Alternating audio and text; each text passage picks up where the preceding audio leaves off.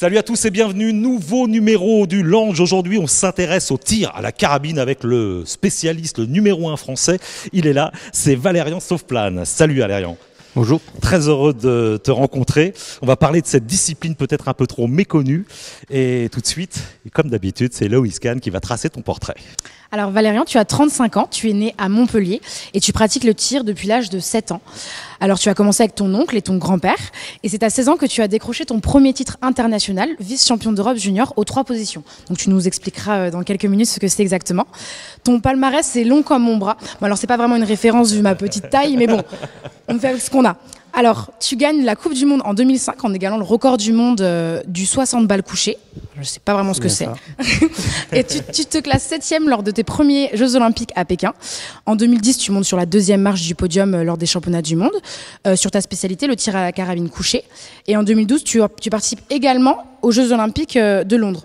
Tu es également champion des Jeux Européens. Enfin bref, tu as quasiment tout gagné. Donc c'est très logiquement que tu t'es qualifié pour les Jeux Olympiques de Rio. Dans un sport de précision et de dépassement de soi, tu as appris à te canaliser, même si tu as su le faire très tôt. Ça n'a pas vraiment été un problème pour toi. Et avec l'expérience et ton sérieux, tu arrives sur le pas de tir en sachant exactement ce que tu vaux. Enfin bref, tous les ingrédients pour briller dans maintenant 39 jours. Sans te mettre la pression. Bah c'est fait, c'est trop tard. C'est déjà fait. Bon, ça te correspond, tout te va Oui, c'est exactement ça. Fidèle. Tout à fait, c'est complètement ça. C'est une alors on disait en démarrant qu'on n'en parlait pas assez de ce sport. Pourtant, c'est une grosse fédération. Vous êtes presque 200 000 pratiquants en France. On a passé les 200 000, je crois, il y a quelques semaines. Les 200 000 licenciés ont été atteints, donc on doit être maintenant un petit peu plus. Donc c'est vrai qu'on est considéré, de par ce fait, pour être une grosse fédération. Ouais. Alors, méconnu malheureusement par le grand public. Et un énorme engouement des enfants. J'ai vu ça. Vous avez avec la fédération fait beaucoup d'initiatives pour proposer à des jeunes de découvrir ce sport. Et à chaque fois, c'est un carton plein, quoi. Les mômes sont au rendez-vous.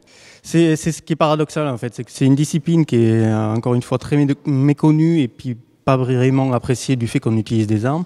Et paradoxalement, quand les gens essayent, très vite, ils trouvent un attrait et s'intéressent à la discipline. Donc c'est vrai que c'est un petit peu difficile pour nous de sortir de l'anonymat, mais on essaie de travailler. En fait, la finalité de votre sport, c'est pas de tirer, c'est d'être précis, c'est ça en fait. C'est complètement ça, tout à fait. C'est encore une fois, souvent on me pose la question, est-ce que je suis passionné par les armes, est-ce que je suis chasseur ou ce genre de questions. À chaque fois, la réponse est la même, c'est-à-dire que je suis pas du tout chasseur. T'as jamais chassé? J'ai jamais chassé de ma vie. J'aime les armes, oui et non. Je dirais j'aime ce type d'armes parce que bien évidemment je les utilise, mais c'est un outil comme peut l'être une raquette de tennis, comme peut l'être un arc pour un tireur à l'arc et ainsi de suite. Donc oui, c'est une arme, mais c'est avant tout un outil qui nous permet, nous, de nous exprimer et effectivement d'être le plus précis possible. C'est quoi la différence entre ces deux-là ? Alors là, il y a 2 armes. Bon, celle-là, c'est pas la olympique. C'est pour plus tard, on va en parler après.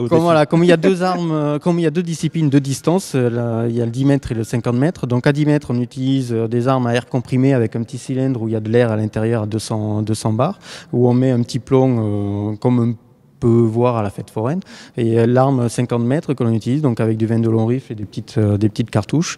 Donc c'est une arme qui est différente, c'est-à-dire que là on est plus sur de l'air comprimé qui envoie le projectile. C'est une petite balle avec de la poudre à l'intérieur.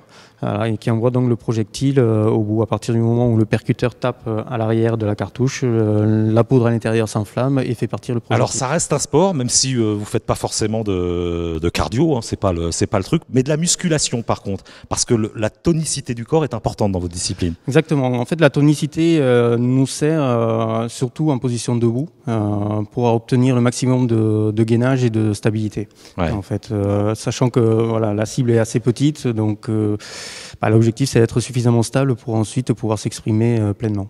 Enfin, le Graal, c'était de coordonner le visé-lâché en fait.